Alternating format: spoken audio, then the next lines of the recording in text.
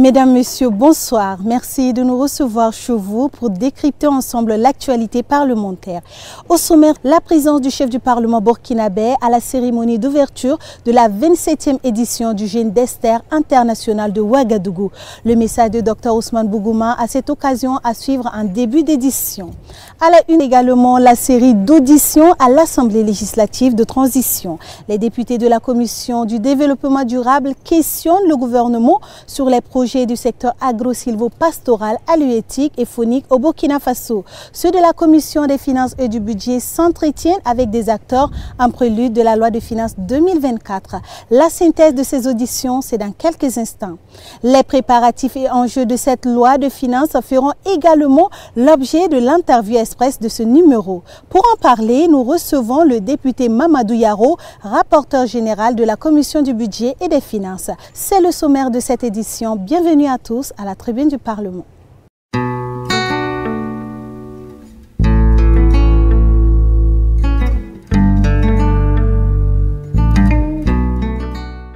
Le chef du Parlement, toujours solidaire aux autorités morales du Burkina Faso, Dr Ousmane Bougouma, à la tête d'une délégation de parlementaires, a pris part le 7 septembre dernier à la cérémonie d'ouverture de la 27e édition du Jeune d'Esther international de Ouagadougou.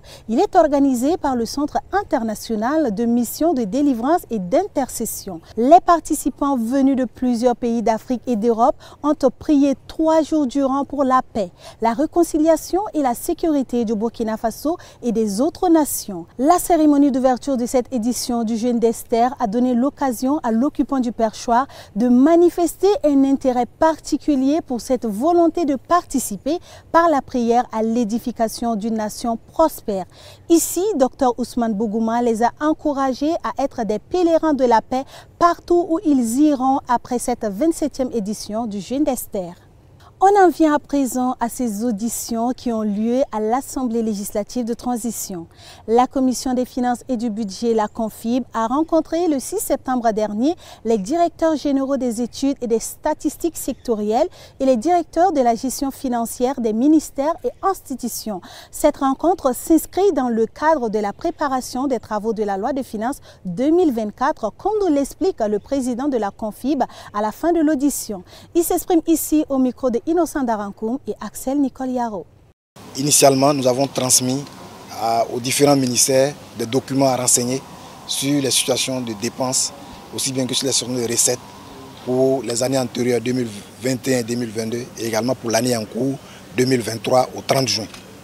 Ce matin, nous avons souhaité nous rencontrer pour discuter de ces différents tableaux, pour avoir une même compréhension des tableaux, pour que ces différents ministères nous les ramènent renseignés et que nous préparons donc la séance des discussions qui aura lieu dans la dernière semaine du mois de septembre.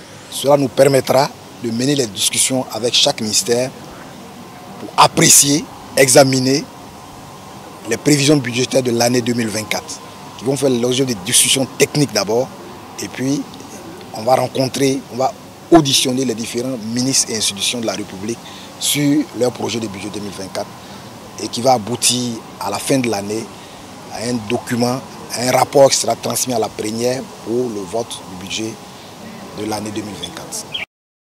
D'une audition à une autre, sachez que les membres de la Commission du développement durable, la CDD, ont auditionné le 18 août 2023 le ministre de l'Agriculture, des Ressources animales et halieutiques, le commandant Ismaël Sombier. Au cours de cet exercice, il a été question pour l'exécutif de faire le bilan des projets et programmes financés par l'État et ses partenaires dans le secteur agro-silvo-pastoral, halieutique et faunique au Burkina Faso. Pour plus de précisions, suivons ce compte rendu. Le ministre de l'Agriculture, des Ressources animales et halieutiques face aux députés membres de la Commission du développement durable. Il dresse ici le bilan des projets et programmes financés par l'État et ses partenaires dans le secteur agro-silvo-pastoral, halieutique et faunique au Burkina Faso. Des échanges qui ont porté entre autres sur la mise en œuvre des différents programmes du dit département, les difficultés rencontrées et les perspectives pour une réelle dynamisation du secteur. Nous sommes revenus sur la mise en œuvre des différents projets et programmes de notre département, les difficultés que nous avons enregistrées à travers le diagnostic qui a été mené depuis notre arrivée à la tête de ce département. Nous avons également décrit les perspectives qui s'articulent essentiellement autour de la mise en œuvre d'un plan opérationnel pour l'autosuffisance alimentaire à l'horizon 2025. Et donc nous avons présenté un peu le contenu sommaire de ce plan opérationnel et sollicité l'engagement et l'accompagnement, en tout cas de la commission de développement durable en particulier et de l'ensemble de la représentation nationale en général pour la mise en œuvre de ce plan qui intègre divers aspects en lien avec le sous-secteur et qui permettront à l'horizon 2025 en tout cas de nous inscrire dans une approche d'autosuffisance alimentaire. Cet exercice a permis aux membres de la commission de poser toutes leurs préoccupations et de faire des suggestions à l'exécutif afin qu'il relève les défis du secteur agro-silvopastoral, halieutique et faunique au Burkina Faso. Par rapport à l'identification même des bénéficiaires, parce que nous avons remarqué que souvent c'est les mêmes bénéficiaires qui bénéficient des mêmes projets et programmes. Donc un accent particulier sera mis à ce niveau. On a interpellé également monsieur le ministre sur la question même des avis de non-adjoint qui bloquent souvent les procédures de mise en œuvre. Ces auditions s'inscrivent dans le cadre des rôles régaliens du député, à savoir contrôler l'action gouvernementale.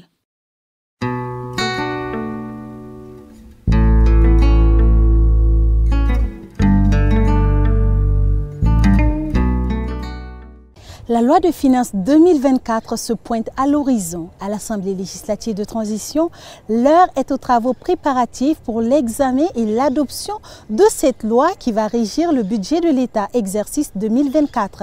Et pour en savoir plus, notre collègue Axel Nicole Yaro reçoit pour vous le rapporteur général de la Commission du budget et des finances, Mamadou Yaro. Suivez plutôt. Bonjour, honorable Mamadou Yaro. Bonjour. Parlez-nous du projet de loi de finances. L'article 102 de la Constitution indique que la loi de finances détermine pour chaque année les ressources et les charges de l'État et que le projet de loi de finances doit prévoir les recettes nécessaires à la couverture intégrale des dépenses. Dites-nous, quel est le processus d'élaboration et d'adoption de cette loi? Il faut dire qu'il s'agit d'un processus d'abord de co-construction de la loi de finances entre le gouvernement et le Parlement. Ça, c'est très important. Elle commence, disons, par le document de programmation budgétaire et économique pluriannuelle. Ensuite, il s'agira d'auditionner les techniciens des différents ministères et des institutions. Et enfin, de rédiger par commission les différents rapports. Après donc ces travaux-là, il faut dire que nous devrions, à la fin de ce mois, recevoir le projet même de la loi de finances 2024. La dernière étape pour nous, c'est de faire l'arbitrage maintenant des prévisions de recettes et de dépenses qui sont contenues dans le projet de loi de finances 2024 avec le ministère de l'économie, des finances et de la prospective. Et le gouvernement donc va présenter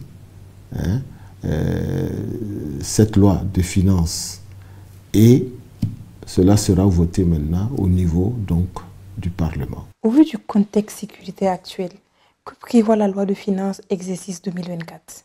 C'est, je dirais, lutter contre le terrorisme et restaurer donc l'intégrité du territoire. Nous attendons le projet de loi de finances qui probablement ressortira de façon plus concrète les différentes prévisions en termes de recettes et en termes de dépenses.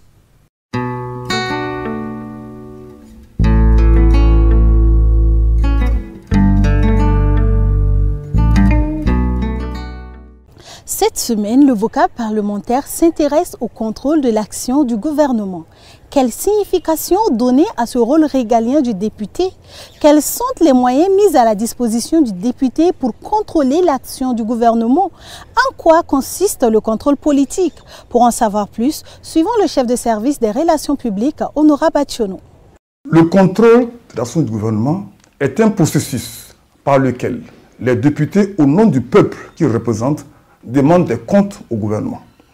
Le contrôle de l'action du gouvernement constitue l'une des prérogatives constitutionnelles du Parlement en dehors du vote de la loi et du consentement de l'impôt. La déclaration de politique générale du Premier ministre devant les députés réunis à l'hémicycle est un acte de contrôle car le chef du gouvernement, en même temps qu'il vient étaler sa vision et son programme, s'assure que les députés sont en phase avec lui.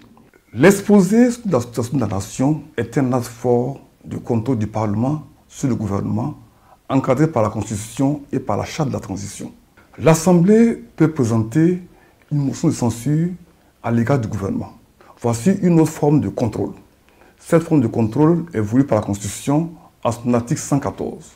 La motion de censure est le principal moyen dont dispose le Parlement pour montrer sa désapprobation envers le gouvernement. La question de confiance est aussi une forme de contrôle politique, en ce sens que le Premier ministre engage devant l'Assemblée la responsabilité du gouvernement sur le vote d'un texte jugé d'une importance capitale. Le contrôle informatif permet aux députés de s'informer pour mieux agir. Le contrôle informatif se fait au moyen des actes ci-après. Les questions orales, avec ou sans débat, les questions d'actualité, les questions écrites, les commissions d'enquête parlementaire, mais aussi les missions d'information. Les questions orales adressées au gouvernement permettent aux députés de s'informer. C'est un véritable exercice de contrôle car derrière chaque question posée par un député, que la question soit posée avec débat ou sans débat, il y a toujours un enjeu. Les députés, à travers ces questions, portent les préoccupations que tous les citoyens se posent. La question peut être d'actualité aussi, en fonction de l'urgence du moment.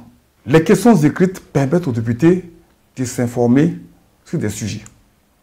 Les députés ont ainsi porté des préoccupations de communauté à travers cet exercice de questions écrites. Et c'est ce qui met fin à cette émission. Merci de l'avoir suivi. À la semaine prochaine pour de nouvelles informations parlementaires. Bonsoir.